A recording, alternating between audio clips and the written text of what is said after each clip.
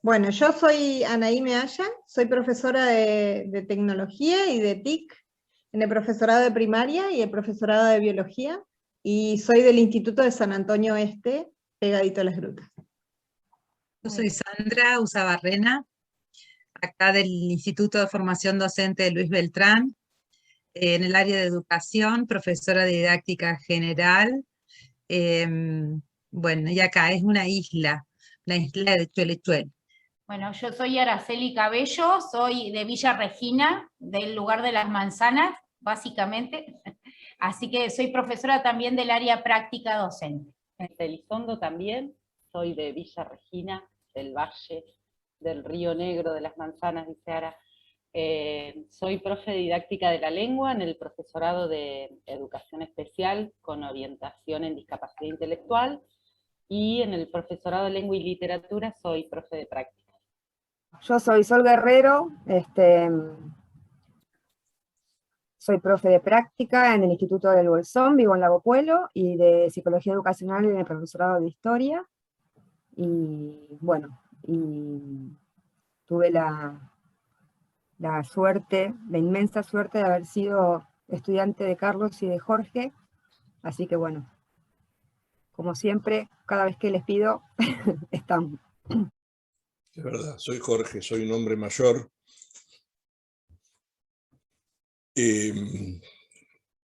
Somos amigos con Carlos Melone. Ayer dijiste 40 años y andamos por ahí, ¿no?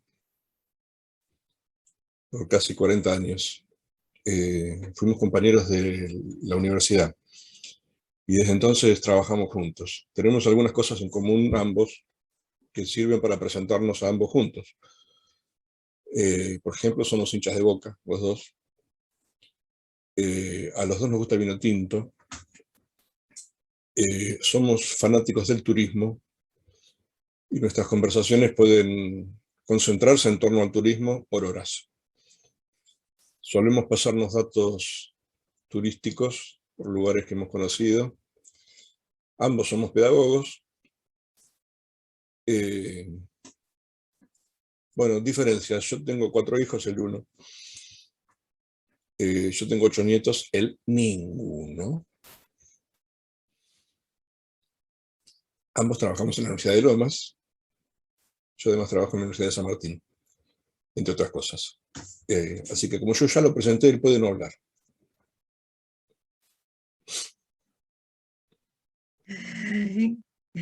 Qué presentación tan interesante y singular.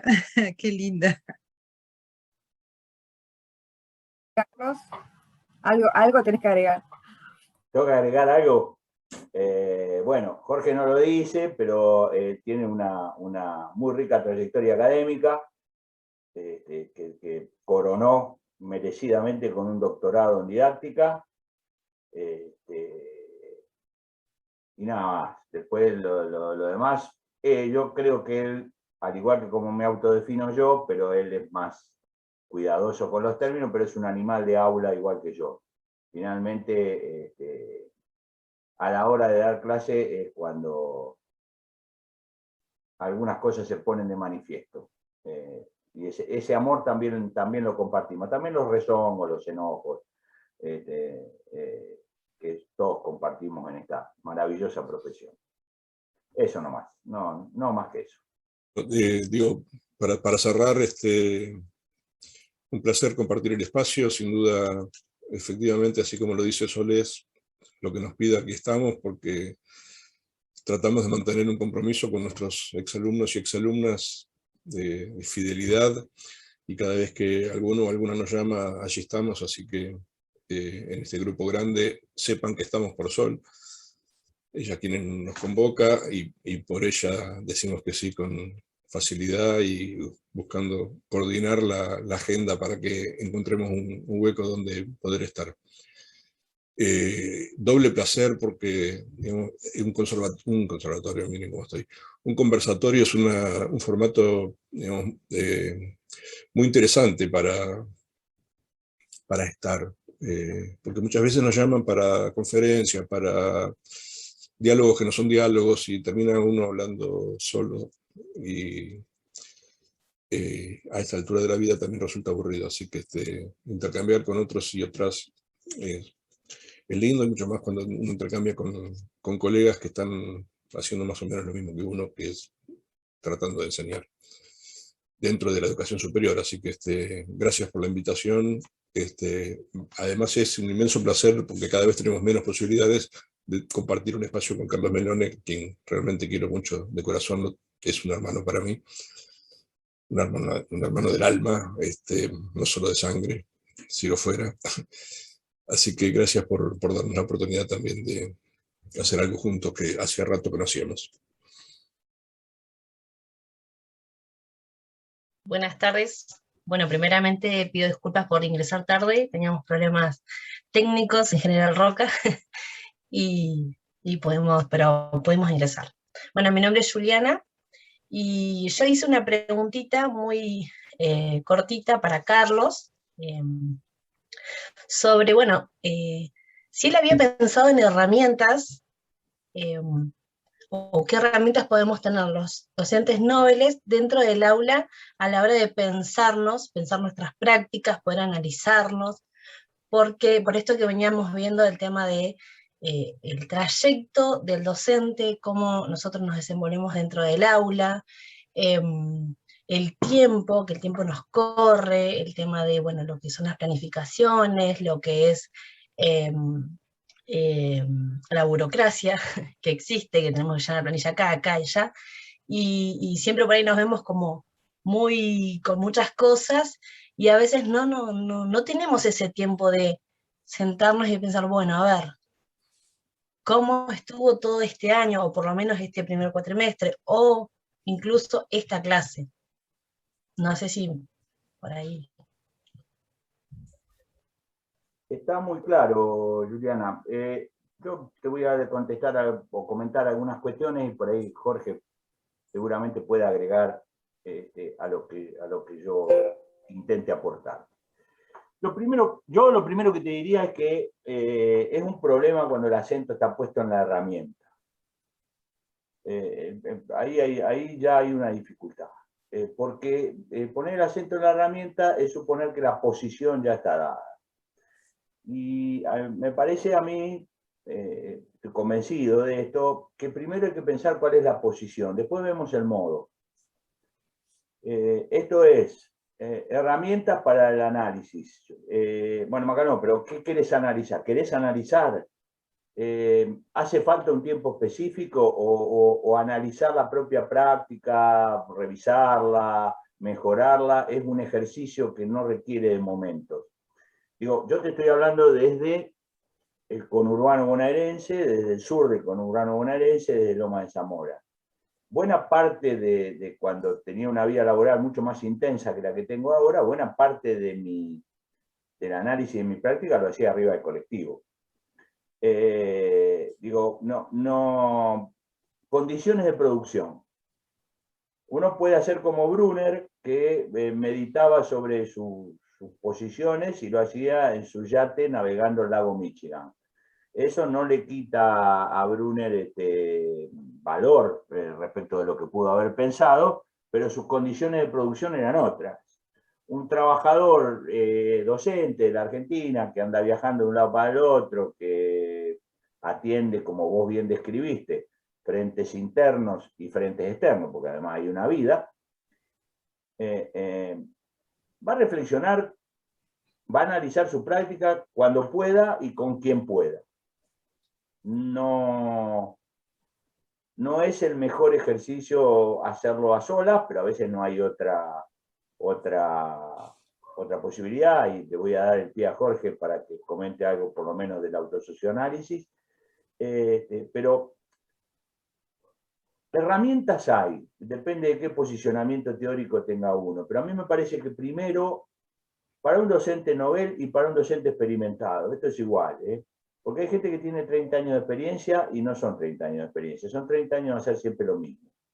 Eso no es experiencia. La experiencia es cuando uno puede revisar lo que hace, corregirlo, ajustarlo, a veces ensayo y error, a veces una acción más meditada, pero no se está moviendo.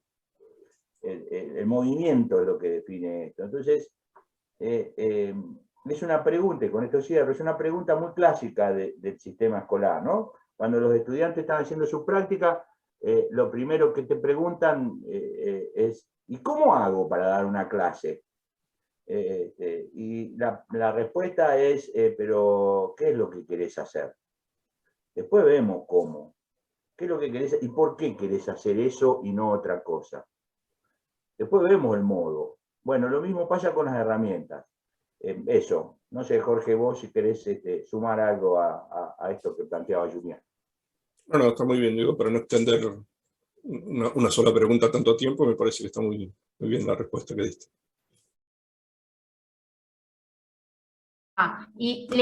Porque en relación a todo esto que vos planteás, Carlos, sobre que no es tan importante la herramienta, o la herramienta viene a consecuencia de pensar otras cosas antes, que quizás son, digamos, más sustanciales para pensarnos como docentes y sobre todo en este contexto.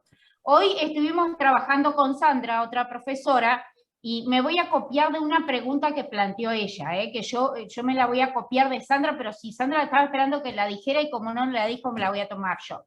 Que es, yo les quisiera preguntar, ¿hacia dónde ven ustedes que va la profesión docente? Pensando en todo esto que ha sucedido y pensando un poco en esto, que hay muchos planteamientos, ¿no?, acerca de que esta pandemia no la vamos a resolver. Vieron que uno siempre tenía la expectativa como que en este año o el año que viene ya volvíamos y ya estaba y todo. Yo el otro día la escuché hablar a Karina León y ella planteó que por lo menos, lo planteaba así hipotéticamente, 5 años más vamos a estar con esta intermitencia de volver, no volver. La realidad es que ninguno de nosotros lo sabemos, cuánto esto puede extenderse, durar, si va a haber otra pandemia, no lo va a haber, u otras problemáticas. Pero ustedes, de lo que leen, de lo que conversan, ¿hacia dónde ven que va la profesión docente? ¿Hacia dónde va? Porque desde los pronósticos más... El trabajo, el trabajo, decimos. Ahí está, el trabajo. Docente, decimos. Bien. Trabajamos en un sistema educativo que tiene un conjunto de tradiciones tan fuertes que los movimientos son muy lentos. Hay alguno por allí que dice que si una persona entrara en coma durante 50 años y despertara en un quirófano no lo conocería, si despertara en una calle peatonal no la conocería, si despertara probablemente en una línea de producción de una empresa no la conocería, pero si despertara en una escuela sí la conocería. Porque de todos esos ambientes la escuela es bastante parecido a lo que fue ayer, hoy y probablemente lo que sea. En ese sentido, yo no avisoro grandes cambios para la docencia en lo inmediato. Y en la línea de lo que planteaba Carlos, probablemente sí dispongamos de algunas herramientas más, pero lamentablemente vivimos en un país subdesarrollado, dependemos de la fibra óptica, un conjunto de herramientas físicas que todavía no están suficientemente asumidas como un derecho para todos y para todas.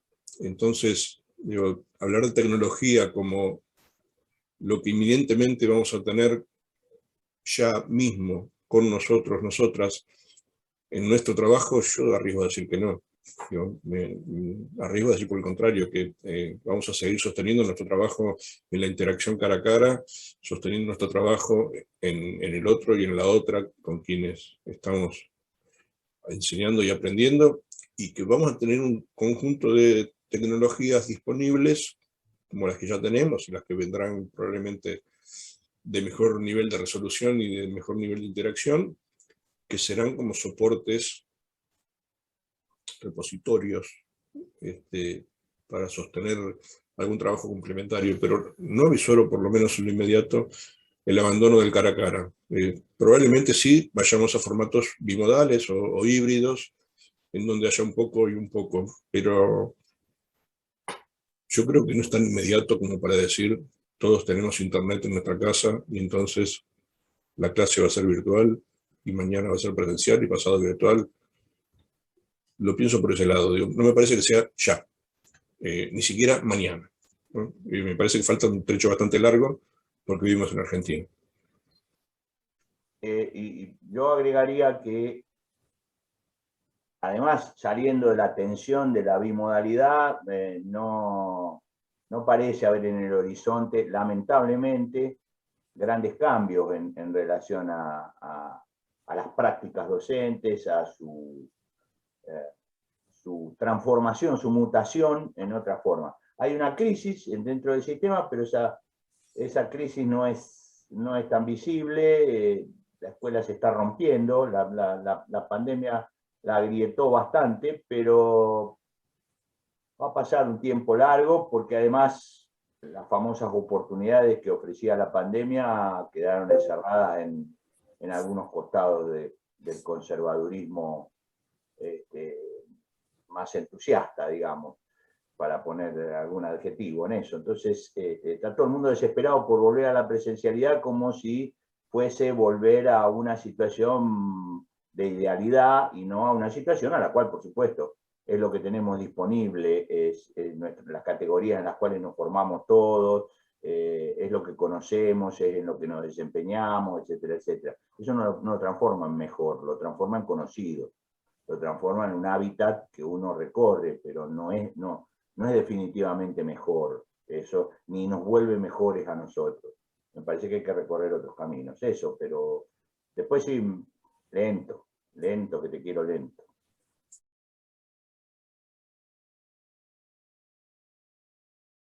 Como en esa respuesta yo escucho lamentablemente cosas que no van a cambiar, la pregunta es inversa tal vez. ¿Por qué sí tendría que cambiar? O por lo menos de la formación docente en este caso, en nuestro caso, todas son profes de escuelas medias. ¿Por qué tendría que cambiar? Yo daré una respuesta breve. Porque el sistema hace rato que no funciona. Después podemos discutir qué es lo que no funciona, etcétera, etcétera, pero lo tomamos, a lo mejor el nivel universitario tenga alguna cuestión que rescatar, eso lo dejo en manos de Jorge, que tiene un conocimiento más amplio que yo, porque recorre muchas universidades, entonces tiene un mejor panorama que puedo tener yo. Pero tiene que cambiar porque los más postergados continúan postergados, y están cada vez más postergados. Porque tiene que cambiar porque un pibe está 12 años, un pibe de condición vulnerable, de condición humilde, está 12 años en una escuela, a lo salto como puede, y sale por ahí sin manejar las 4 operaciones matemáticas y sin una lectura fluida. Y para citar a Freire, hoy, en este mundo digital y todo esto, ellos están amputados. Es una amputación no poder leer y escribir, aunque sabiendo leer y escribir no alcance, pero si no lo sabes estás mucho peor. Porque el sistema no agoniza, no responde. No responde. Después todos defendemos la escuela, yo me conmuevo cuando veo una escuela, cuando andamos con el turismo que decía Jorge, hace poquito, y con esto cierro, me pasó, muy poquito, es hace 4 días. Estoy en Sierra de la Ventana, corazón de la provincia de Buenos Aires, estoy haciendo un recorrido y en una parada que se llama Estomba, hay una escuela abandonada. Escuela número 5. Una escuela abandonada. No en estado de abandono, abandonada. A mí me impactó mucho. He visto escuelas semidestruidas, pero no había visto nunca una escuela abandonada. Incluso con la bandera hecha jirones. Una cosa muy impactante. Entonces digo, hay una emocionalidad que uno vincula con la escolaridad, a la cual está atado, a la cual está unido, pero indudablemente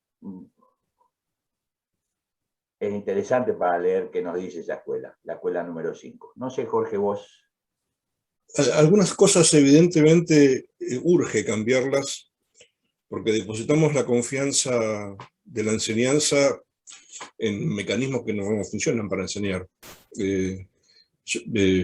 Hablaba Carlos del sistema educativo, voy a hablar del sistema universitario rápidamente, pero la situación es la misma. Digamos, un estudiante de una ingeniería tarda 10 años o 12 en recibirse, y no es pensable ni para él ni para el propio sistema que tarde 10 años o 12 en recibirse. O sea, allí hay algo que no está funcionando. Lo que no está funcionando en general, en ese sentido, es que un pobre pibe o una pobre piba que decide ingresar a una carrera de educación superior, universitaria, en el ejemplo que estoy dando, se encuentra en primer año en la ingeniería, por ejemplo, con 6 horas de matemática, 4 de física, 3 de química y 2 de informática.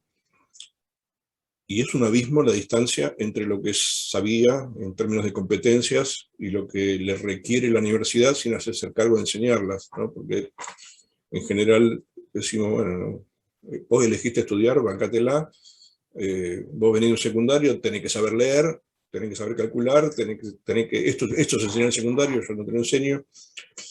Entonces el primer año se hacen 3, el segundo año se hacen 2, el tercer año en otros 2, y la carrera se termina en 10 años. Los profesorados nos pasa bastante eso, aunque tenemos un sistema en algún sentido más contemplativo de las dificultades.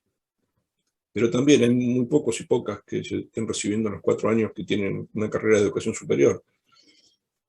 Y muchos y muchas se reciben cansados de dar una misma materia varias veces, o cansadas de dar una misma materia varias veces. Entonces allí hay algo que decir, bueno, en esa rueda algo no está funcionando en la propuesta de enseñanza que hacemos, y evidentemente algo no está funcionando en las condiciones que requiere el aprendizaje para hacerlo, ¿no? Me parece que es un compromiso mutuo el que no termina de engranar. Yo creo que efectivamente estamos en otros tiempos, y que entonces el eje puesto en la palabra exclusivamente como vía de comunicación y de transmisión, lo digo en el más sentido clásico del término, y el texto como la forma de estudio única, bueno, sí, efectivamente requieren ser pensados desde un lugar distinto, ¿no? Si le preguntamos a nuestros chicos y chicas cómo estudian hoy, qué sé yo, ciencias sociales, la respuesta va a ser por YouTube, no va a decir, estuve leyendo, vi el video de YouTube. Lo más probable que sea de esa naturaleza, que las cuestiones didácticas en todo caso lean, pero digo, lo que es el dato más informativo, efectivamente se hace hoy por otras vías. Pero nosotros no terminamos de acomodarnos a esas disponibilidades, y seguimos requiriendo todavía, como qué cosa se aprende, aquello que se ha transmitido de un modo más clásico, ¿no? Por otro lado, ciertamente, es un golpe durísimo el salir de una escuela que requería, digamos, el dominio de un conjunto de competencias o desempeños básicos, y entrar a la educación superior que requiere un conjunto de competencias complejas. Digo, allí yo creo que está desarticulado, que efectivamente, unas por muy poco, otras por muy mucho, no sé cuál, pero digo, hay algo que ahí habría que engranar mejor, ¿no? Claro que para nosotros un estudiante o una estudiante es también un trabajador o una trabajadora, y eso es complejo, ¿no? Y más que si está 10 años estudiando, entonces es un trabajador o una trabajadora, probablemente un miembro de una familia en construcción, o una miembro de una familia en construcción. Entonces ya son obligaciones paternales, maternales, obligaciones laborales, obligaciones académicas. Claro, las 3 cosas en 24 horas suelen no entrar, ¿no?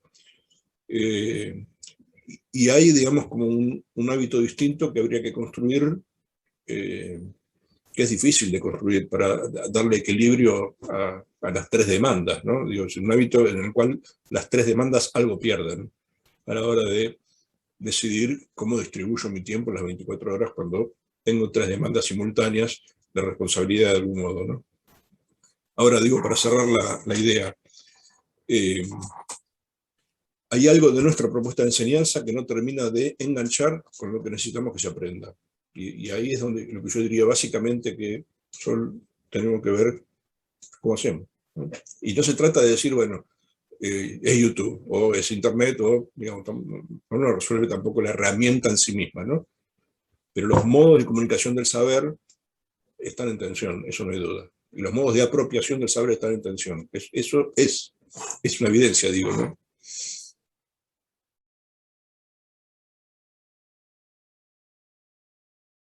sumando a esto, ¿no? ¿Podríamos decir que el motor de cambio y las oportunidades de cambio en este momento y en este contexto, con las herramientas que tenemos, ¿no? Como país, el motor de cambio reside, o esta oportunidad de cambio reside en la postura que vamos a adoptar nosotros como docentes, dentro de nuestras aulas, en lo que hacemos en lo cotidiano, en nuestras prácticas? Quienes nos están escuchando ahora, que son nuestros docentes noveles, serían los agentes de cambio, porque esto va más allá de la tecnología y la herramienta, y bueno, y creo que ese motor de cambio tendrían que ser ellos, y para que quien esté en coma 50 años no se vuelva a encontrar con eso mismo, ¿no? La respuesta sí, está en nosotros, está en nosotras. Ayer tuvimos clase en Lomas y justamente hablábamos de este tema. Era nuestra segunda clase, nosotros enseñamos didáctica universitaria y arrancamos definiendo la enseñanza, o en todo caso intercambiando con nuestros y nuestras estudiantes respecto a qué es la enseñanza. Y lo que decimos es que la enseñanza es una intervención ética, ¿no? O si bien es una intervención que supone un obrar moralmente bueno, para tomar la idea de los griegos, ¿no? La idea clásica de los buenos. Entonces, digamos, no todo es enseñanza, porque no depende solo del aprendizaje, sino que yo intervenga ante otro u otra para que aprenda, pero que esa intervención le haga un bien, en ese sentido que sea ética, ¿no? ¿Y qué es hacer un bien? Bueno, allí podemos discutir un poco, pero un bien es construir un mundo más justo, un bien es construir un mundo más solidario, un bien es construir un mundo más democrático, un bien es construir un mundo más igual. Y así nos hacemos un bien y hacemos un bien a otros y a otras. Claro que ahora decís, bueno, ¿y qué significa que sea justo? Porque muchas y muchos docentes hacen cosas con sus estudiantes que dicen hacerlas por su bien, y sin embargo no son intervenciones éticas, no son intervenciones que hacen un bien, ¿no? Te castigo porque de esa manera la próxima vez no lo vas a hacer y lo vas a hacer mejor. Bueno, es que no hay intermediaciones. Hacer un bien es hacer siempre algo justo, ¿no? Para que la próxima sea justo, ¿no? Y esa sería la respuesta. Si cada vez que actúas haces un bien a alguien, entonces estás haciendo una intervención justa, una intervención ética. Y ese será el motor del cambio, porque lo que necesitamos es eso, un mundo más justo. En esta enunciación que vos hacés y que hacen algunos colegas en relación de deberíamos los docentes, etcétera, etcétera, yo creo que hay que abandonar cierta racionalidad mesiánica que a veces nos atraviesa, generada por X, no interesa, pero nos habita esa cosa mesiánica, y una cosa, disculpen la palabra cosa, no me estoy expresando inadecuadamente, pero digamos, un aspecto mesiánico y un aspecto que hay que eliminar, y un aspecto liberal que hay que eliminar. O que hay que tener cuidado con él, si no quieren eliminar, que es una palabra un poco fuerte. Hay que rescatar el carácter gregario que nosotros tenemos en una profesión que tiende a aislarnos todo el tiempo, ¿no? Entonces, si los docentes vamos a tomar algunas decisiones o vamos a iniciar un camino, ese camino no se inicia solo. Hay que romper las paredes del aula, y hay que abandonar la idea mesiánica de que nosotros somos o vamos a ser, y pongan ustedes todos los adjetivos que quieran. Somos trabajadores, tenemos algunas posibilidades que otros no tienen, tenemos que cuidarnos de algunas cosas, y tenemos que hacer con otros. Tenemos que hacer con un nosotros y no con un yo.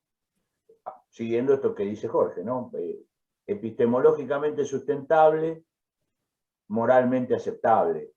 El principio ético, digo, yo no voy al aula a opinar, voy al aula a poner a disposición del otro un conocimiento para ser discutido, para ser evaluado, para ser analizado, pero además eso tiene que tener la dirección y el sentido de un mundo mejor. Y un mundo mejor es un mundo más justo. Si alguien cree, no vos, si alguien cree que un mundo más justo está bien como está, y bueno, yo tengo una diferencia ética absoluta. Digo, cuando Jorge habla de la moral, o él habló de la ética, que en rigor es el concepto correcto, yo estoy hablando de moral, no hay que pensarlo en términos de moralina y de preceptos, tiene que ver con ser mejores. Pues si trabajo en la dirección de que el otro sea mejor, yo voy a ser mejor. No es que yo soy el Mesías que vengo a darle al otro la iluminación para que el otro sea mejor porque es una verdadera bestia. No soy San Francisco de Asís, digamos, sino efectivamente aquel postulado freiriano que nos hacemos mejores en ese intercambio. Eso. Estaba mirando y releyendo las preguntas que dejaron anotadas nuestros compañeros docentes que empiezan en esta práctica de la docencia. Y bueno, una de las preguntas les pide una anécdota al inicio de su docencia, la podemos dejar para el final, no sé qué dicen las compañeras por ahí, pero hay una pregunta, y en esto que dice Anaí, ¿no? De que los noveles empiecen esto del cambio o empiecen a pensar, dice, para Carlos, ¿cómo pensar la educación en una crisis sanitaria, donde la única forma de enseñar es a partir o a través de una pantalla? ¿Cómo no caer en la enseñanza expositiva en este contexto, donde la intervención por parte de los estudiantes es casi nula? Donde existen estudiantes que son tímidos y vienen de hogares conflictivos, y hasta incluso hogares con múltiples integrantes y un solo dispositivo para manejar. Bueno, yo no la voy a responder solo porque sé cómo piensa Jorge y puede aportar algunas cuestiones enriquecedoras. Alumnos tímidos y con hogares conflictivos hay en la presencialidad y en la virtualidad, digamos. Así que eso no es patrimonio del soporte a través del cual nos podemos comunicar. Segunda cuestión, este medio, si uno va a centralizar, voy a ser claro y concreto, si uno va a centralizar en la exposición, eso es una decisión. No es un límite del soporte. Por medio de este soporte se puede conversar, por medio de este soporte se pueden hacer actividades grupales. Yo soy una persona con limitaciones en el manejo tecnológico porque soy un poco negligente. No tengo ninguna reserva con la cuestión tecnológica, para nada, pero me olvido, me explican y me olvido, y como tengo, tanto en la cátedra que comparto con Jorge, como en la cátedra.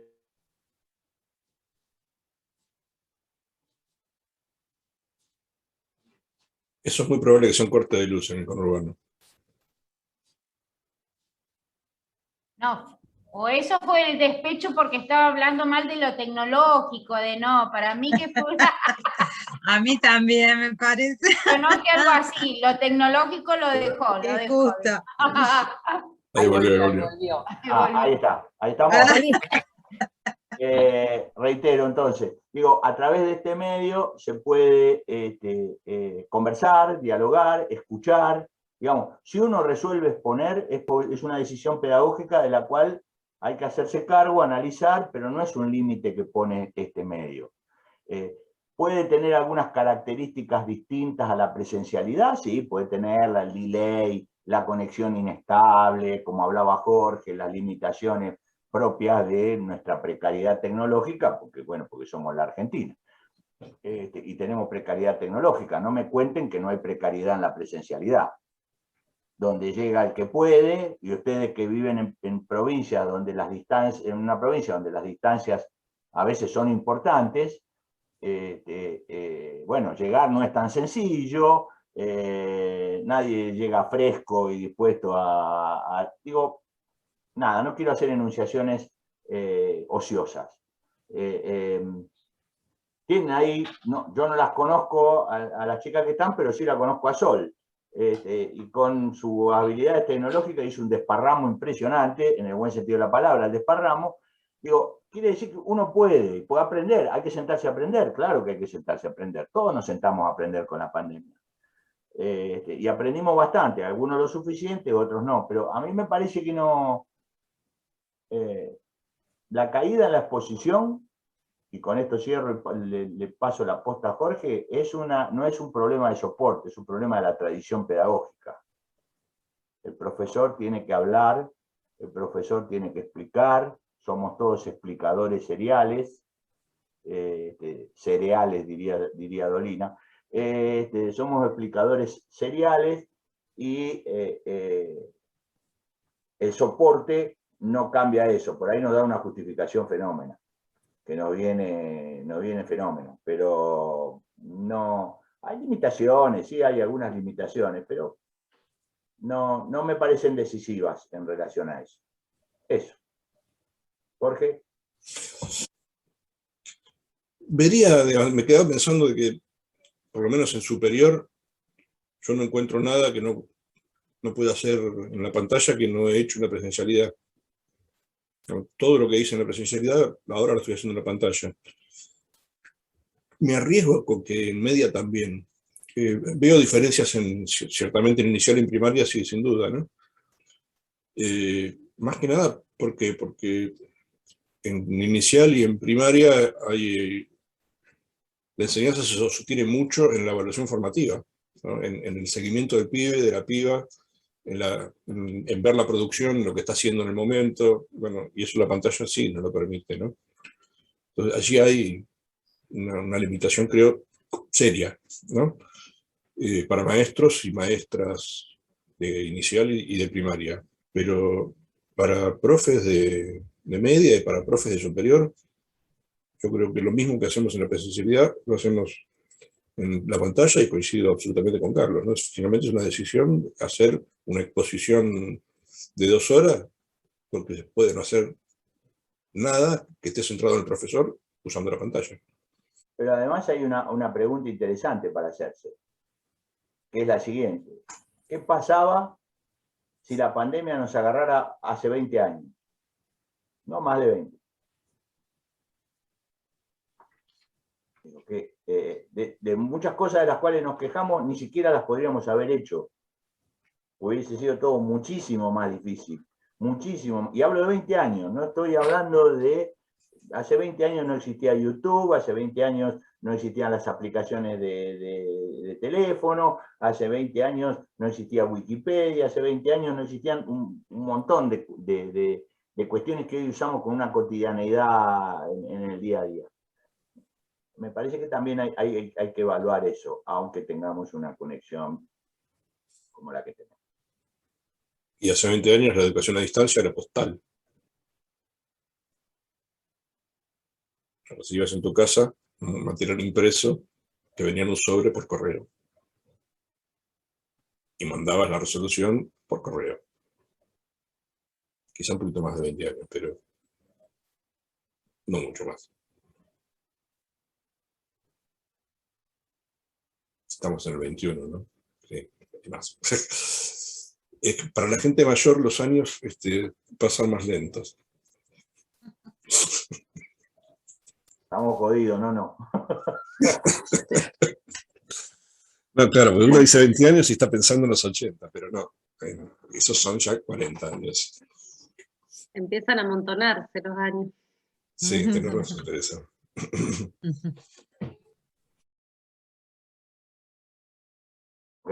Lo que tiene forma de interrogación, qué tan importante es repensar la práctica docente desde la enseñanza de habilidades no cognitivas, qué tan importante, todo lo importante que se te puede ocurrir que sea, sin ninguna duda. Digo, no hay un volumen de importancia a evaluar, pero sumamente importante. Pero no sé si es eso lo que Dayana está preguntando. Por ahí, o si anda complicado. Hola, ¿se me escucha bien? A ver, Dayana, sí, te escuchamos. Sí, recién se me había cortado. Estaba escribiendo el texto y se me cortó y lo tuve que volver a escribir, entonces como quedó medio a la mitad. No, porque yo decía con respecto a lo de las habilidades cognitivas, porque bueno, en una de las entrevistas que le estaba haciendo Nicolás Trota a Francesco Tonucci, mencionaba esto de dejar de lado durante la pandemia los contenidos curriculares específicos que íbamos a enseñar y que empezáramos a repensar la práctica desde la enseñanza de habilidades en la casa para que los chicos puedan, si bien todos estábamos pasando por una situación de estrés durante esta pandemia de COVID, como que dejar de lado los contenidos, que el docente enseñe contenidos y repensar la práctica desde otro punto de vista de la enseñanza de habilidades como por ejemplo con respecto a la cocina, cosas que les sirvan para sobrellevar la pandemia y a su vez aprender algo diferente que no sea enfocarse directamente en un trabajo práctico y bueno, que aprenda ese trabajo práctico. A eso me refería. Bueno, yo no escuché ni vi el reportaje de Trota, pero sí escuché a Tonucci hablar de este tema y lo vi en un video. Tonucci se concentra en los chicos más pequeños.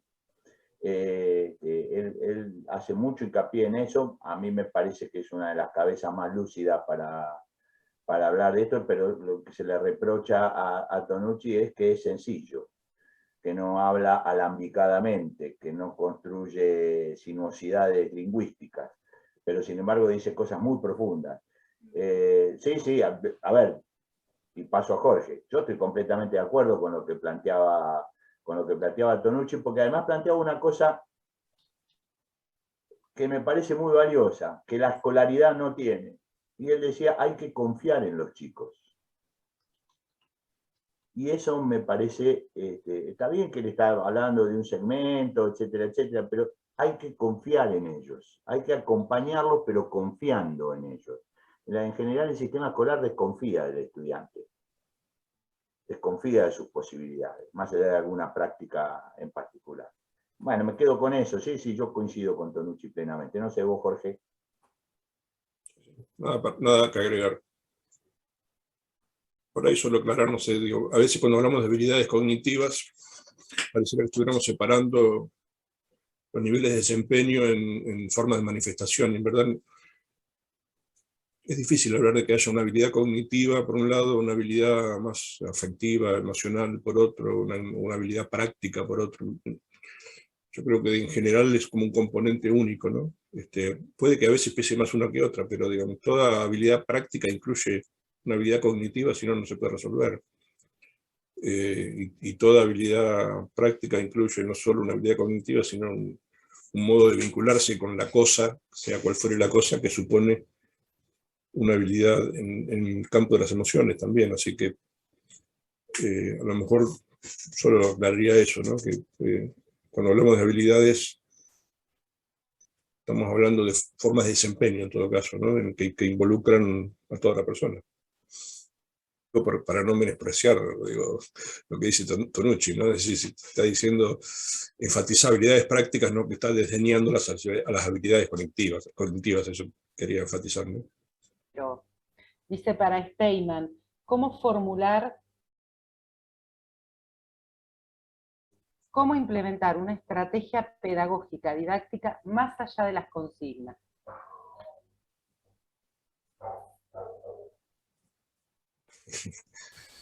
Me río porque es complicada la pregunta. Me cuesta entenderla. Pero a ver si va por este lado. Hoy hablabas de las... Voy a contar dos respuestas, porque hablabas de las anécdotas, voy a contar una anécdota. Mi primer trabajo docente universitario, yo ya era maestro de escuela cuando empecé a estudiar en la universidad, pero cuando empecé a trabajar en la universidad fue cuando egresé de la universidad, y como hacemos todos y todas, creo, los que queremos trabajar en la universidad, me ofrecí de ayudante a un profe que no tenía ayudantes, y trabajé gratis un par de años. Y lo que acordamos con ese profe fue que él daba psicología del aprendizaje, que hacíamos en clase unos trabajos prácticos que los estudiantes y las estudiantes resolvían grupalmente y que entregaban en la misma clase. O sea que se suponía, venían con ciertos materiales leídos, nosotros, los ayudantes, les proponíamos hacer una resolución y ellas resolvían y entregaban en el momento. Ese era el formato que había acordado el profe. Y entonces recuerdo que un grupo de estudiantes que luego fueron ayudantes de nuestra cátedra, o sea, teníamos cierto grado de amistad ya desde ese entonces, entregan el trabajo y yo al mirarlo, no recuerdo exactamente el contenido, pero había, supongan, 3 tareas. Entonces yo veo la primera, veo la segunda y veo que la tercera no estaba. Entonces les devuelvo, se olvidaron de una. Me dicen, no, respondimos las 3 tareas que nos propusiste. Pero no, si falta la tercera. ¿Y qué decía la tercera? Entonces lo que yo había propuesto en la tarea era piensen, supongan que piensen ejemplos de tal cosa. Entonces me dicen, los pensamos. Había que escribirlos.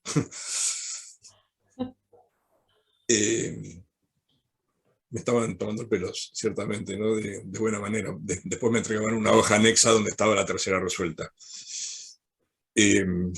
Quiero decir que el tema de las tareas o de las consignas, como ustedes dicen, en verdad define en mucho lo que en verdad estamos proponiendo trabajar cognitiva afectivamente en un momento de la clase.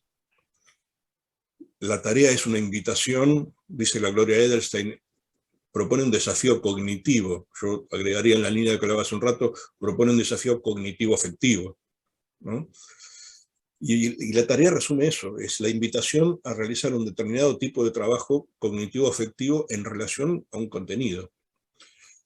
Ahora, ¿cómo hago para proponer una tarea que no se quede solo en la tarea? Bueno, allí depende de la construcción que haga de la secuencia didáctica, digamos, ¿no? ¿Es una tarea, es un tiro al voleo? No, una tarea que propongo siempre es parte de una secuencia que he construido metodológicamente. Y traigo la Edelstein otra vez para decir su idea de la construcción metodológica, ¿no? Que ella retoma de Forlán. Digo, ¿qué es la construcción metodológica? Esa construcción que hago de mis modos de intervenir con un determinado contenido y con un determinado grupo de estudiantes de acuerdo a mis propias intencionalidades. Con esas 3 patas construyo mi intervención. Pero esa intervención la construyo en una secuencia en donde hay un conjunto de tareas que voy proponiendo que significan desafíos cognitivos afectivos en relación a los contenidos, pero que están enlazados uno con otros. Entonces, ¿cómo intervenir sin quedarme solo así prendido de las tareas? Bueno, se supone que tengo que construir la intervención en la clase y construirla a lo largo de la clase como una secuencia, ¿no? Por eso enfatizo la idea de las secuencias didácticas. Lo que hago ahora, lo que propongo después, lo que propongo inmediatamente y lo que propongo al final como desafíos cognitivos afectivos tienen un sentido en tanto conforman parte de mi secuencia que responde a la construcción que hice de la intervención que voy a hacer en la clase. Digo, iría por ese lado. Dice Jorge, ya que este espacio es el que nos convoca, me imagino que el espacio para contextualizarlo tiene que ver con el acompañamiento a noveles, ¿no? A profes que se inician en las prácticas. ¿Crees que las instituciones deberían tener un espacio de acompañamiento a docentes noveles? ¿De qué manera se podría dar este? Hay algunas experiencias en marcha respecto a acompañamiento de noveles piloteadas por el Infod. Desde el Infod hay en sí mismo un acompañamiento y hay como un programa de algún modo estimulado por el propio Infod para estimulante de noveles. En general hay muy poca experiencia en todas las profesiones de acompañamiento de noveles, ¿no? Digo, para salir un poco de la docencia como único escenario. Digo, un estudiante o una estudiante termina una carrera universitaria y no hay acompañamiento a su inserción profesional, y sería realmente una tarea más que interesante ese acompañamiento, por 2 razones, digamos, porque a su vez el Nobel podría acompañar a los estudiantes noveles, a los ingresantes, un poco, a la vez que el propio claustro docente podría acompañar también a los egresados y egresadas noveles y tomar de los egresados y egresadas Nobel algunas experiencias que enriquecieran el trabajo con estudiantes. John, me gusta, John siempre lo traigo cuando puedo, porque Donald John, cuando lo leí en su momento me dio vuelta la cabeza, digamos, ¿no? John es el que propone dar vuelta a la tabla, dice, bueno, ¿por qué no pensamos la formación al revés, ¿no? En vez de cuáles son los campos de teoría que requeriría un profesional para intervenir en un campo de la práctica, porque no pensamos cuáles son los campos de la práctica, vemos cómo los resuelven los profesionales y desde ahí delimitamos entonces un trayecto de formación, invirtiendo en la lógica, ¿no? En vez de ir de la teoría hacia la práctica profesional, él dice al revés, tomemos los problemas de la práctica, veamos cómo se resuelven en la práctica o las maneras que tienen los profesionales y las profesionales con su arte profesional de resolver los problemas de la práctica y armemos desde allí un trayecto formativo. En términos pedagógicos o si quieren metodológicos sería lo que habitualmente llamamos el trabajo en base a problemas, ¿no? Un problema es eso, un algo que hay que resolver que sale del campo y el mundo de lo real y lo problemático y se trae al aula para en torno a ese problema trabajar una supuesta solución, entre comillas, al problema. Si pudiera hacerse toda una formación en ese sentido, evidentemente invertiríamos totalmente la lógica formativa y romperíamos hasta con los campos disciplinares estancos, ¿no? Hay experiencias también bastante interesantes en esa línea, sobre todo en el campo de la salud, en las medicinas. Las medicinas están trabajando, muchas de ellas maravillosamente, con esta lógica invertida de salir desde los problemas de la práctica profesional y armar intervenciones formativas desde allí. Si a eso yo pudiera sumarle la intervención de los egresados Nobel y las egresadas Nobel, sería mucho mejor, pero el problema es siempre que caemos en el mismo embudo, ¿no? ¿Cómo hago para sostener económicamente eso? No contrariar el convenio colectivo de trabajo, haciendo trabajar gratis a un profesional. Digo, hay ahí algunos cortocircuitos que habría que tratar de hilar para que ese acompañamiento fuera posible, ¿no? Sin que se trate de un trabajo formalizado gratuito, probablemente sin que se trate de un trabajo pago, porque no podemos pagarle a los que enseñan, entiendo que menos podríamos pagarle a los que acompañan. Digo, tendríamos que resolver un par de cuestiones en el orden de las relaciones laborales y las relaciones salariales, pero como experiencia formativa no tengo duda que sería riquísima, ¿no? Y más aún rica todavía si esos Nobeles pudieran alimentar la currícula en términos de problemas profesionales, traer problemas profesionales a la currícula, eso sería fantástico, sin duda. Yo quisiera saber, digamos, si este proyecto está planteado, o sea, por lo que pude escuchar, y disculpen el bochinche, pasa que estoy en mi casa, si era posible, por ejemplo, en los últimos años, proponer como un espacio, digamos, más que nada porque yo me encontré, o sea, cuando salí de la universidad, como que muchas cosas nuevas, muchas cosas que no podía hacer, digamos, porque no entendés o no te dan una guía, muchas veces pasa eso. Entonces era mi pregunta si ese proyecto a futuro, digamos, se podría hacer, o si pedagógicamente está bien, está mal, si se podría plantear más que nada eso. Bueno, voy a contar un pedacito, después le cedo la palabra a Carlos para no monopolizar, pero ciertamente que es bien diferente en instituciones universitarias de no universitarias. Porque en una institución universitaria hay como espacio para hacer eso, espacio físico y espacio, voy a insistir con lo salarial porque me parece que es una de las trabas, ¿no? Los investigadores podrían hacer investigación con los Nobeles, y entonces sería un doble beneficio para los investigadores porque investigan y para que los Nobeles porque tendrían un espacio en donde volcar sus primeros problemas profesionales, ¿no? En un ambiente colectivo, que suele ser el mejor ambiente para discutir los problemas profesionales, ¿no?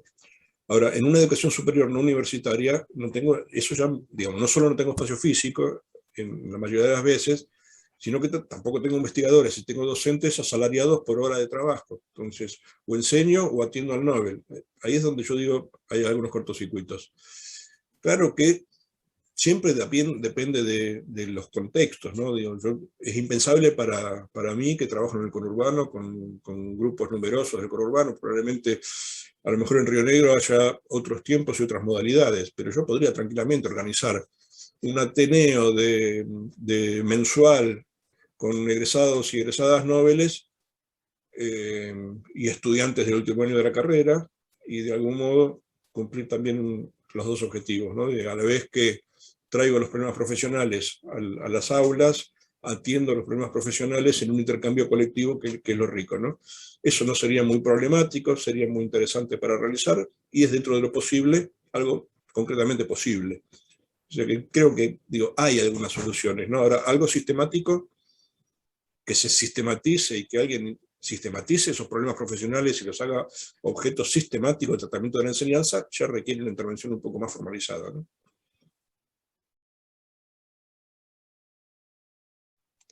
¿Puedo agregar algo de la mano de lo que estabas planteando? A mí me parece que acá también es clave la participación de los egresados y de las egresadas en los consejos directivos. Yo pienso en las elecciones de consejo y en el claustro de graduados, que en muchos institutos nos cuesta muchísimo que ese claustro se conforme y que los egresados participen. Entonces también en la medida que me parece que no es culpa de los egresados, no estoy diciendo eso, sino que hay algunas cuestiones de fondo que hay que trabajar y que discutir y que repensar, pero también en la medida que el claustro de egresados se vaya consolidando, eso va a ir, me parece, motorizando a pensar estos otros posibles encuentros, por ejemplo, en este caso puntual con los noveles, pero también con otros compañeros y otras compañeras. Me parece que el rol del claustro egresado para estas cuestiones es sumamente movilizante y quizás es algo que, si bien lo tenemos contemplado, no siempre se consolida.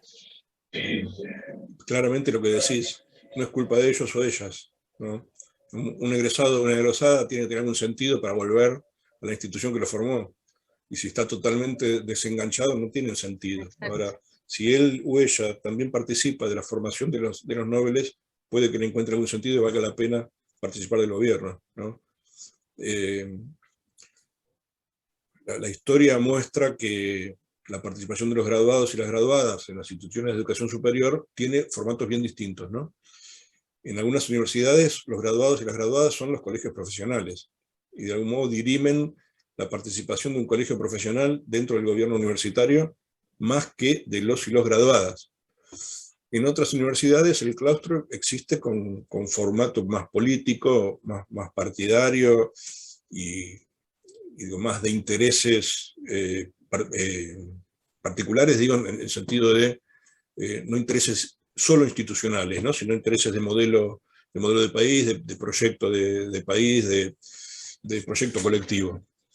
Son, en verdad, pocas las instituciones en las cuales los egresados y las egresadas vienen desprovistos de algún tipo de interés, ¿no? Y entonces, en superior, en donde los colegios no existen, los colegios profesionales, por el tipo de profesiones que formamos, y los intereses particulares son más diluidos, es difícil captar a un egresado, a una egresada, a decir, che, vení acá a participar del gobierno, porque, claro, bueno, hay que pensar invitaciones que entren por otro lado, ¿no? Digo, algún grado efectivo de vinculación con la institución formadora que también le resulte un beneficio para el propio y la propia egresada. Digo, estar acá significa tener un espacio colectivo donde plantear mis problemas de aula. Estar acá significa tener una consulta a alguien especializado que tiene más experiencia. Estar acá es obtener un curso de capacitación en las nuevas tecnologías que solo nos sale. Estar acá, entonces, bueno, por ahí eso me genera también un grado de participación en el gobierno que me implica un grado de compromiso mayor. Pero las instituciones no son muy amigas para hacer esas cosas, ¿no? En verdad, en general pensamos al revés, ¿no? Que vengan ellos, ellas a proponer qué quieren, y suele no funcionar. Sobre todo esto último que dijiste, Jorge, las instituciones en general no son hospitalarias. Y yo no sé cómo será la cosa en Río Negro, así que no quiero hablar macana. Pero en los profesorados de la provincia de Buenos Aires, los del conurbano, digamos, a ver, la primera, respecto a los profesores noveles, me parece que la universidad tiene una tradición de trabajo en equipo, mejor, peor, renga, con dificultades, pero hay la idea de laburar en equipo y recibir un ayudante, y hay como una cosa un poquito más receptiva del profesor novelo, de que está empezando o de que está largando. Estoy dando como 2 pasos atrás. Los profesorados son bastante reactivos. Cuando aparece alguien es vivido como una intrusión.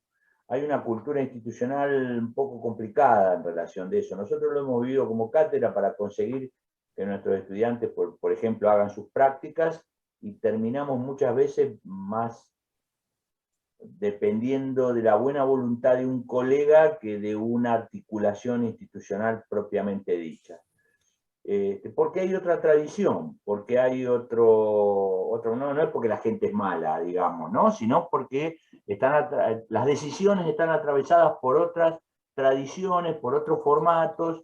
Entonces, ahí hay un territorio de dificultades. Yo, de lo que la compañera había planteado, Ludmila, y de su preocupación, yo creo como Jorge que es posible, perfectamente posible.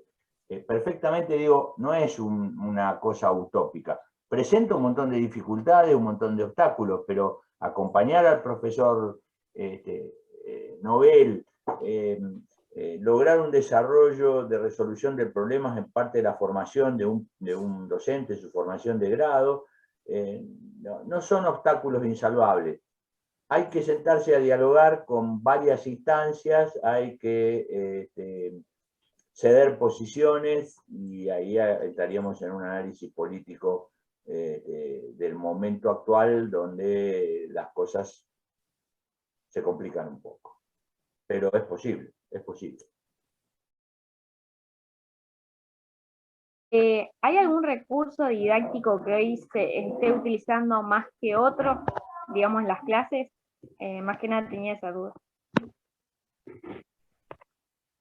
A ver, no tengo un relevamiento para poder contestarte seriamente esa pregunta, pero te voy a decir de lo cual no tengo ninguna duda. Estoy seguro de que el recurso más utilizado es la exposición. La exposición es un recurso didáctico, es un modo, es una decisión pedagógica. Una buena exposición no es tan fácil de organizar. Hay un montón de cuestiones alrededor, ¿no? Porque hay un momento, exposición es mala palabra, ¿no? Bueno, vamos a ver en qué proceso se inserta, cómo se inserta, cuáles son las calidades del orador. Hoy estuve viendo un video donde explicaban la relación entre educación y capitalismo, y me dormí como 4 veces, digamos, porque el contenido era muy interesante, pero quienes exponían no tenían la menor idea de qué es un ritmo, qué es una entonación, cuándo hay que hacer las pausas, hacían las pausas para respirar, digamos, porque si no morían por asfixia. Pero, digo, yo no tengo ninguna duda de que el recurso, la herramienta, la posición, ahí tendría que pensar un poquito qué término voy a utilizar, pero el camino, vamos a ponerlo así, el camino pedagógico de mayor uso sigue siendo la palabra monopolizada por el docente. No tengo la menor duda de eso. Y si me equivoco, nos juntamos de vuelta y les pido disculpas a todos. Pero no tengo pruebas, pero tampoco dudas.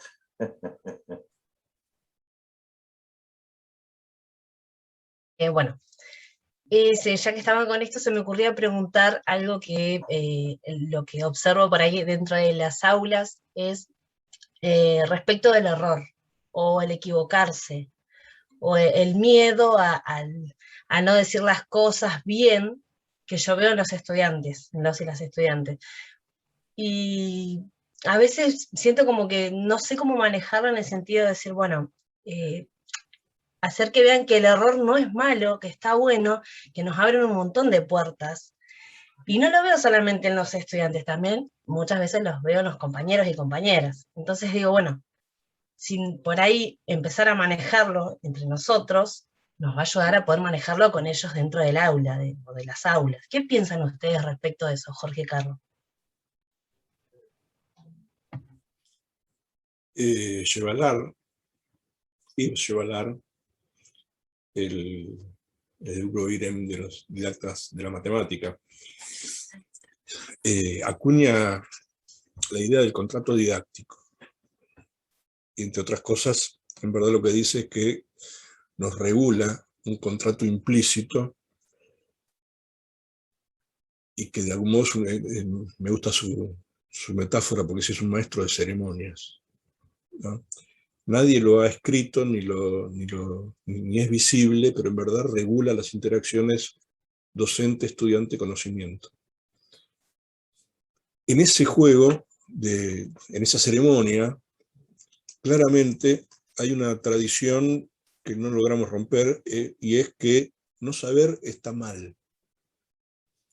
Entonces, si me voy a equivocar, mejor me callo, porque si me equivoco está mal. El maestro de ceremonias diría, manifestar la ignorancia o el error no es conveniente, porque entonces el que evalúa va a considerar eso como un no saber y lo va a hacer pesar al momento de calificar. Y el sistema que tenemos, por lo menos en el cual nos movemos, requiere de las acreditaciones para pasar al nivel siguiente, ¿no? Entonces, mejor me callo. Y ustedes podrán decirme, bueno, constructivismo mediante, que sí, bueno, pero una cosa es el error como construcción, en tanto posibilidad cognitivo-afectiva de operar, y otra es el no saber, que no es un error, es la falta de información, es utilizar un procedimiento equivocado, es no explotar la habilidad en la dimensión que se debiera. Entonces digo, hay y no hay de posibilidades de construcción respecto a esas intervenciones de no saber. Y las estudiantes se dan cuenta de eso, ¿no? Entonces, ciertamente que generan conducta especulativa. La mejor forma es socializar la circulación de la palabra, no tengo duda de eso, ¿no? ¿Por qué no hablan? Bueno, no hablan porque si me hablan a mí, están enjuiciados por la estructura que tiene el aula. Entonces, socialicemos las formas de comunicación, y ahí disminuimos la carga tensional que tiene el equivocarse. No en vano el trabajo en grupo es tan rico para esas cosas, ¿no? Que tiene otras dificultades, que es, bueno, que el grupo hable acerca del tema que se les propone, que el grupo trabaje con el desafío cognitivo-afectivo que se les propone, que el grupo resuelva el problema que se les propone en el tiempo que se les propone. Pero la circulación que uno va haciendo también en las aulas, pasando por los grupos para orientar el trabajo en torno a un problema, en torno a un desafío, en torno a un análisis, en torno a lo que fuere, también concentra el trabajo en relación a ello. Y el error, ahí, digamos, equivocarse frente al par, ya no es un problema, digo, se habla con mayor libertad, ¿no? Que el interactuar solo con el docente. Por eso el formato dialogado e interactivo con el grupo todo es mentiroso también, ¿no? Puedo volver al tema de las tecnologías porque hablábamos de eso hoy, ¿no? En el aula se participa más, me decía un colega ayer. Digo, no es cierto. No es cierto. En tu aula participan 6, 7, 8, 10 estudiantes. No participan más, participan siempre los mismos 10. Y en el Zoom también participan 10. No participan todos. Digo, es muy parecido, ¿no? En ambos casos se está jugando el miedo al error por el miedo al juicio, más que a la consideración del error como una construcción. Porque, insisto, digo, si vamos al nivel inicial es otra cosa, si vamos al nivel primario es otra cosa, ¿no? Porque cuando el pibe dice la luna me sigue, en verdad está convencido que la luna lo sigue. Es un error, pero ese es un error desde el cual se construye, porque hay un convencimiento a partir de lo que las posibilidades cognitivas admiten ver del movimiento, ¿no? La luna me sigue, yo camino y siempre está ahí, me sigue, no hay duda de eso. Bueno, digo, para explicar el universo, ese error está bárbaro. Pero si la pregunta es una pregunta informativa y vos decís, ¿qué dice John acerca del practicum reflexivo? y yo te digo, el practicum reflexivo es que hay que practicar la reflexión, y está mal, porque no es solo eso, te voy a decir, no, no es eso. Entonces, bueno, habla más después, ¿no? Porque si, ¿para qué hablo si total no es necesario que yo hable? Me estoy exponiendo a que no leí el texto que me mandó a leer. Digo, jugar con el error como construcción del conocimiento está bueno, pero con los adultos no va a funcionar. Digo, no va a funcionar no va a, tomen entre comillas lo que estoy diciendo, digo, no va a funcionar en tanto que las preguntas sean informativas, ¿no? Digo, ahora, equivocarse en un análisis está bueno, porque yo decía, pues para agregarle una categoría más a tu análisis, y no es que esté mal, está incompleto en todo caso, ¿no? Para que la alumna me siga, es un error propiamente dicho, ¿no? Es una mala concepción del universo allí, pero digo, es una dimensión distinta, ese tipo de error, de un error que manifiesta la educación superior. Ahí en el chat dijeron una cuestión interesante, ¿no? Nati Kiss dice, en mi secundaria un profesor una vez nos dijo una frase que me quedó grabada para siempre. Pregunta y serás un tonto un minuto. Al no preguntar serás un tonto toda la vida. Está bueno, está interesante. Buena, pero no funciona así.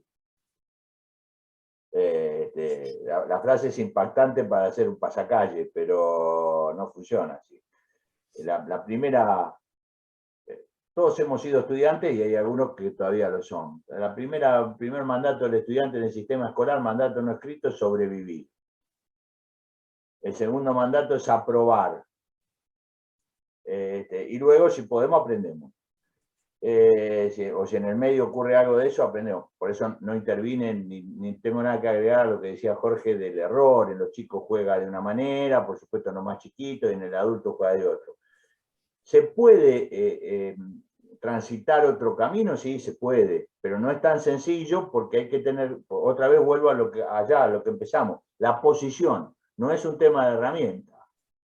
El aula es una situación, pero el aula es una situación que se prolonga en el tiempo escolar y depende de la construcción del vínculo que yo hago en ese aula, a lo mejor para facilitar que el error surja y que mi actuación docente no descalifique ese error, pero sí pueda tomarlo para ajustar, para mejorar. Entonces va a depender de la pregunta, va a depender de la forma que yo establezco la relación, pero también el estudiante no me tiene solo a mí.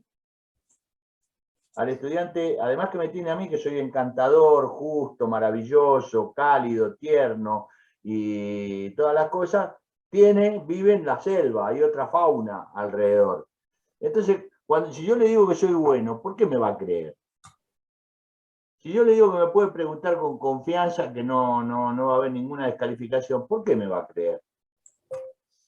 Entonces, es algo que una posibilidad que yo me tengo que ganar, entendiendo que el maestro de ceremonias, como decía Jorge, está indicando otra cuestión. Ese concepto de contrato didáctico es un concepto interesante para repasar, se dicen muchas gansadas respecto al contrato didáctico, y en rigor nos supera a todos y también orienta las conductas de los sujetos. Había Pérez Gómez, un autor, que hablaba del aula como escenario y la pedagogía como guión. Bueno, depende del escenario, depende del guión, pero no solo depende de eso. Por más que yo esté rodeado de las más bellas cualidades pedagógicas que se puedan enumerar. Porque no soy solo yo. Y porque además de que no soy solo yo, hay tradiciones que nos preceden, y digamos, esto no quiero instalar el lugar de lo imposible. Quiero decir que uno puede volver posible algunas conductas pedagógicas si tienen claro cuál es su posición, si tienen claro el tamaño de los dragones, si tienen claro el análisis del campo y de la situación que hace. Y entonces ahí sí la posibilidad transformadora o diferente, si quieren, para no poner la palabra transformadora, toma alguna espesura, alguna densidad, algún grado de posibilidad. Si no, es banner, pasacalle, lira, guitarra, chacarera. Te digo que le quitaste las ilusiones a Nati, pobre. No, estuvo bueno, estuvo bueno. Es que son Estaba tan linda la frase. Igual me me pidió resulta, una transferencia para que le pinchara el globo a todo el mundo, me dijo. Igual me resulta cuando, primero buenas noches, muy interesante la charla, estuve tomando como un montón de cosas, con respecto a las frases siempre me resulta porque yo se las explico a los chicos, soy de hablar mucho, y ellos también, entonces por ahí se genera eso, ¿no? Esa condición del aula para charlar también otras cosas. Soy profe de geografía, de sociales, entonces siempre en sociales podés charlar de muchas cosas. Y retomando lo que veníamos escuchando y ustedes hablando, con respecto a las investigaciones, a los proyectos, a las resoluciones comunes, tuvimos que hacer una actividad acá, que teníamos que hacerle una entrevista a un docente que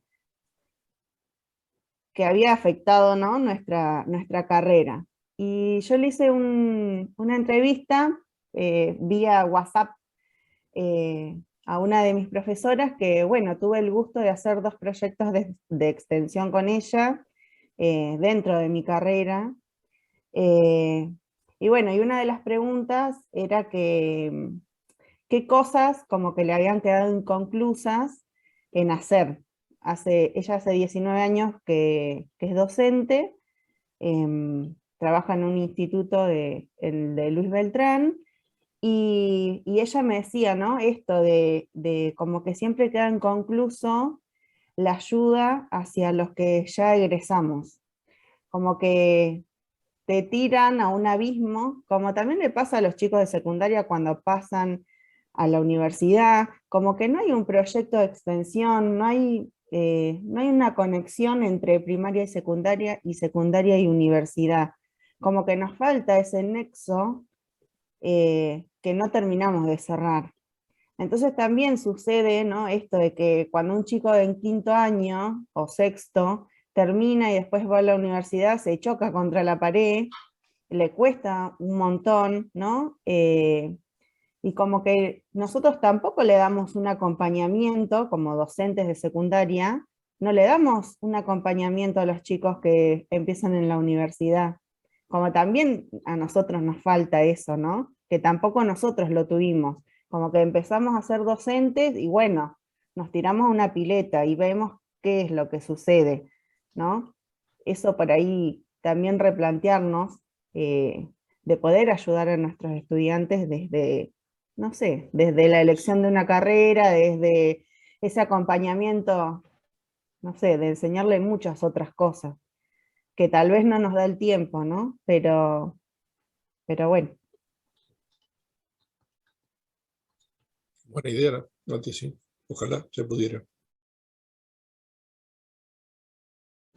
Bueno, antes de que surja seguramente la última pregunta que había quedado pendiente, y si ojalá alguien más se atreva a preguntar alguna más, aprovecho que Nati hizo hincapié en el trabajo que hicieron, que yo también en su momento para un postítulo lo hice, y tuvimos una entrevista con un encuentro, un intercambio con Carlos, y le pregunté en ese momento qué haría distinto, visto desde hoy, visto a distancia, qué haría distinto respecto del trabajo docente, y ahora tengo ganas de hacerle la pregunta a los dos, a Jorge y a Carlos, ¿qué harían distinto si tuvieran que sintetizar, si hay algo ahí que aparece rápidamente cuando se piensa en esa respuesta, y qué les dio el trabajo docente en este recorrido? En general estoy satisfecho con mi trabajo, me da placer trabajar. O sea, me ha dado un lugar donde trabajar, que no es poco, con placer.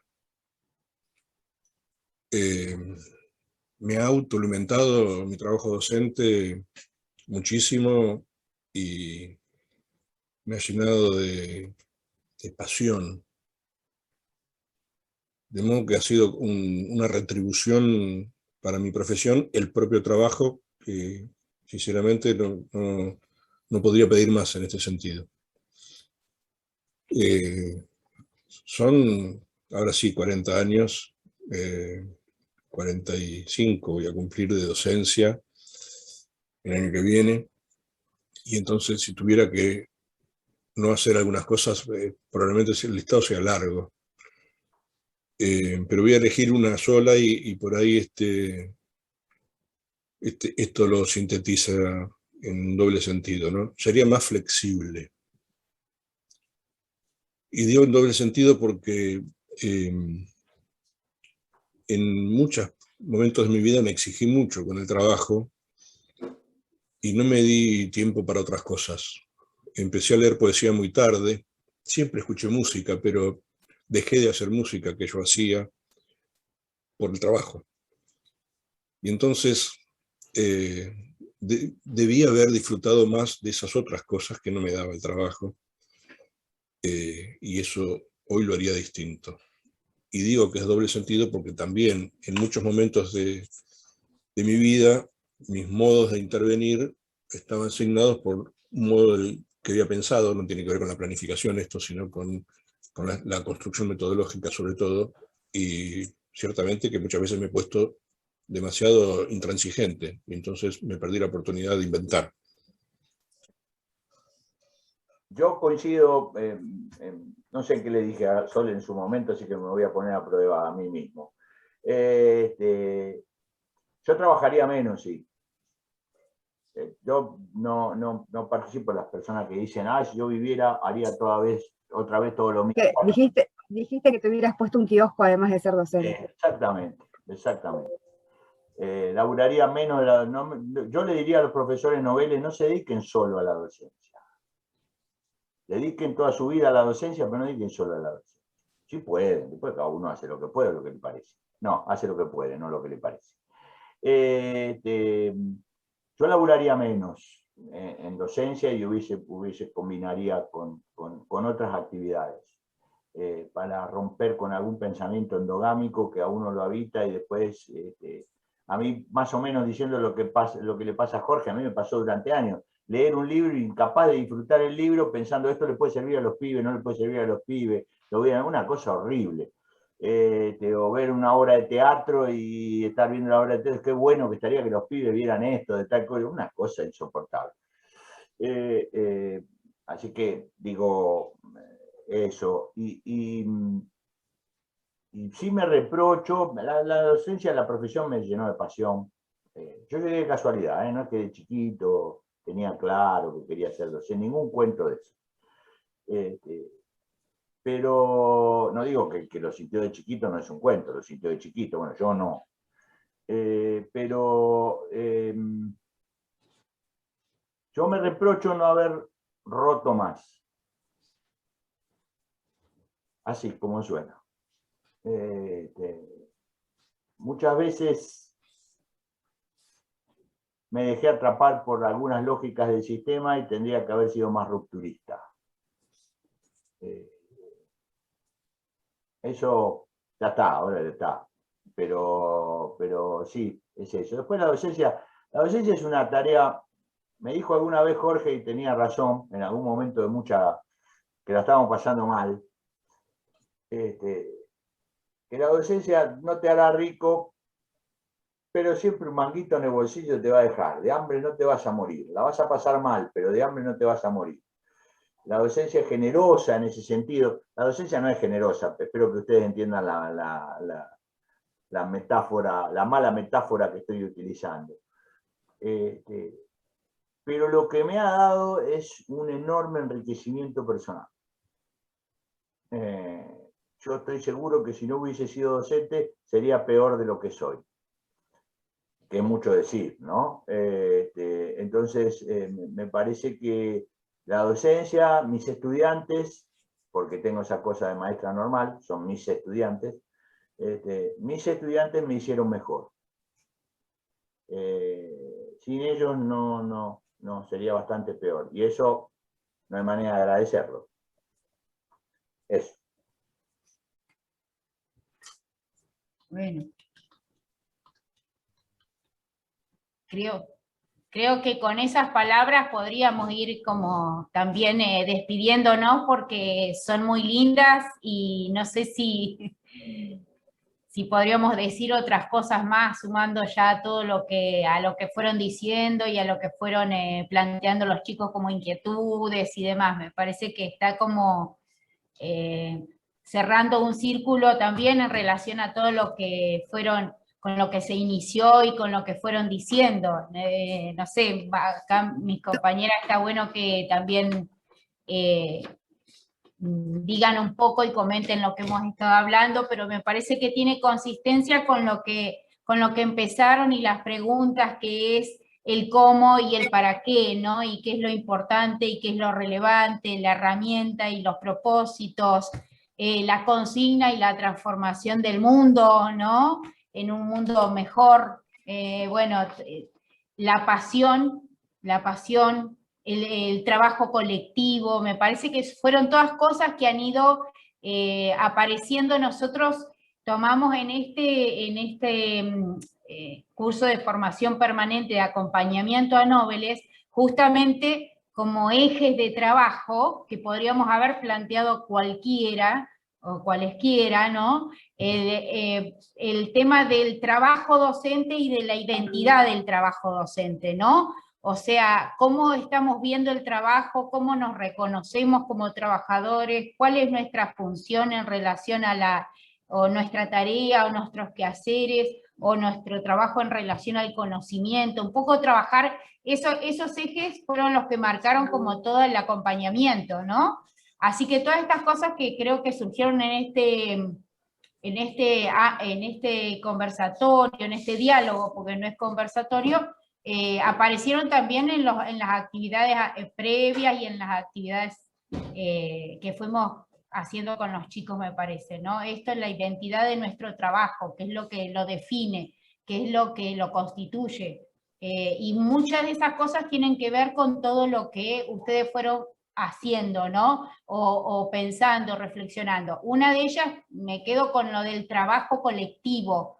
Ninguna transformación se hace solo, eso lo trabajamos mucho y creo que para un Nobel es como algo muy interesante para pensarlo, ¿no? Eso, que la docencia es un trabajo colectivo que se hace mejor con otros, ¿no? Quedó pendiente la pregunta primera que había hecho Rita y que quedamos en que fuera para el final, si tienen alguna anécdota de los inicios de su recorrido como docentes, de cuando fueron noveles, digamos. Ya la conté.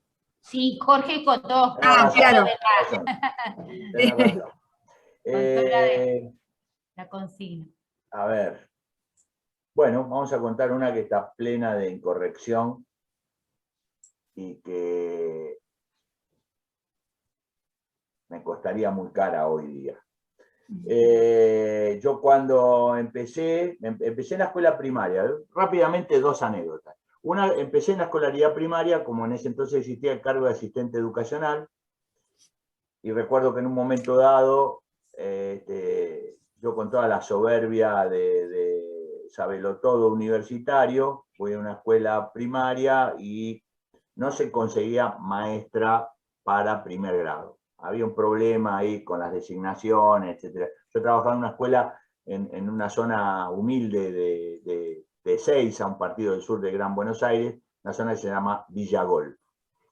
Y entonces le dije a la directora,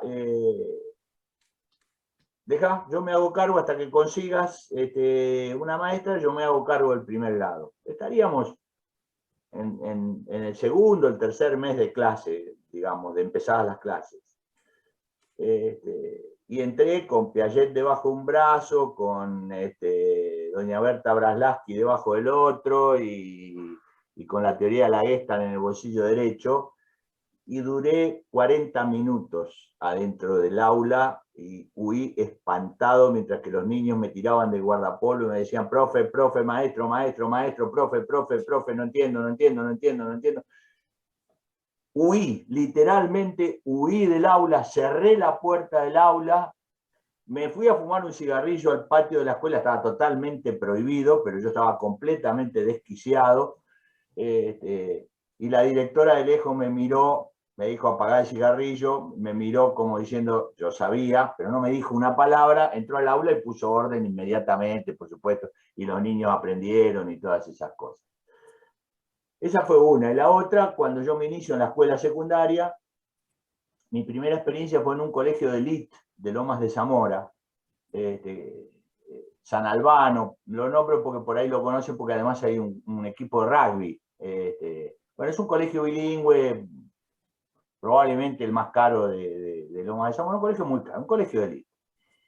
Y yo entré nuevito allí en una materia que se llamaba metodología de estudio. Eso es invento del sistema escolar horrible, pero que cuando uno inicia su trabajo, uno es laburo, agarra lo que venga y después ve. Claro, pibes acostumbrados a otra cosa. Entonces entro al aula, dos varones, no recuerdo si porque estaban divididos o porque casualmente me tocó varones, y había un pibe con los pies cruzados arriba del pupitre, diríamos, de la mesa, tenía auriculares puestos, estoy hablando de la década del 80, tenía auriculares puestos y tenía un aparato que sería el equivalente a un Walkman o algo así, que era una cosa, digamos, absolutamente de élite, estaba, supongo yo, que escuchando música. Y acuerdo de entrar al aula, por supuesto el tipo ni se enteró que yo entré. Y dije, ¿qué hago? Lo primero que pensé fue, ¿qué hago aquí? Entonces, con mi mejor cara, le levanté, me acerqué, le levanté la oreja le separé el auricular de la oreja y le dije, sentate derecho y sacate esto porque te voy a arrancar la cabeza. Y el pibe se pegó un susto pobrecito, porque se sentó inmediatamente, guardó todo, o sea, el tipo no me estaba gastando ni nada por el estilo. Estaba ahí en su mundo, y yo entré con una cosa de patotero de no sé de dónde, porque soy mal llevado, pero tampoco soy un patotero. Se pegó un susto impresionante, después estuvo todo bien y todo esto, y yo me fui a mi casa y dije, me parece que estuve mal, pensaba para mí. Hoy estaría preso, digamos. Bueno, ¿por qué cuento estas dos cosas? Porque me parece que son valiosas, sobre todo para los docentes noveles. Vamos a hacer cagadas. No tengan la menor duda, vamos a meter la gamba en algo, vamos a meter la gamba, y a veces, espero que menos que lo que hice yo, por supuesto, pero nos vamos a equivocar. Lo importante será saber por qué nos equivocamos, qué se puso en juego ahí. Como decía el inspector Clouseau en La Pantera Rosa, nunca comete dos veces el mismo error, siempre comete uno nuevo. Bueno, me parece que la cosa pasa por ahí, ¿no? Por cometer siempre un error nuevo y no estar repitiendo siempre con la misma milonga. Esas serían las dos anécdotas con las cuales el poco prestigio que podía tener acaba de quedar totalmente destruido.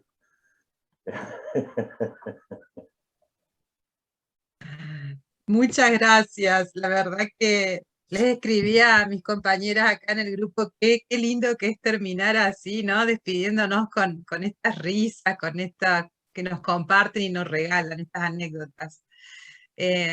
Muy agradecidas. Yo al principio un poco emocionada porque, bueno, también los he seguido, los he leído, así que he disfrutado mucho este encuentro. Y también sentir que estamos como en sintonía en algunas cuestiones, porque nosotros como equipo, nosotras 8, también que conformamos una identidad grupal con un vínculo muy respetuoso y amoroso y cuidado, en este tiempo de pandemia que es valiosísimo porque nos hemos estado acompañando durante este año y acompañando y leyendo también, ¿no? Acá a nuestros compañeros y compañeras noveles Así que bueno, hemos coincidido con este inicio porque también pusimos en valor, en primer lugar, el posicionamiento docente, ¿no? Como que ahí es donde hay que trabajar fuertemente. Posicionamiento que es ético, que es político, que es ideológico, ¿no es cierto?, que es teórico, metodológico, epistemológico. Ahí enriquecer ese posicionamiento y después lo demás va emergiendo, ¿no? Los cómo van creándose a partir de esa construcción de sentido que queremos llevar adelante con nuestro trabajo docente y con nuestras prácticas de enseñanza concretamente. Así que, bueno, esperamos como equipo también y compañeros que podamos, digamos, que el trayecto que compartimos haya sido para ustedes también la posibilidad de encuentro con otros compañeros, compañeras, y también de seguir reflexionándonos.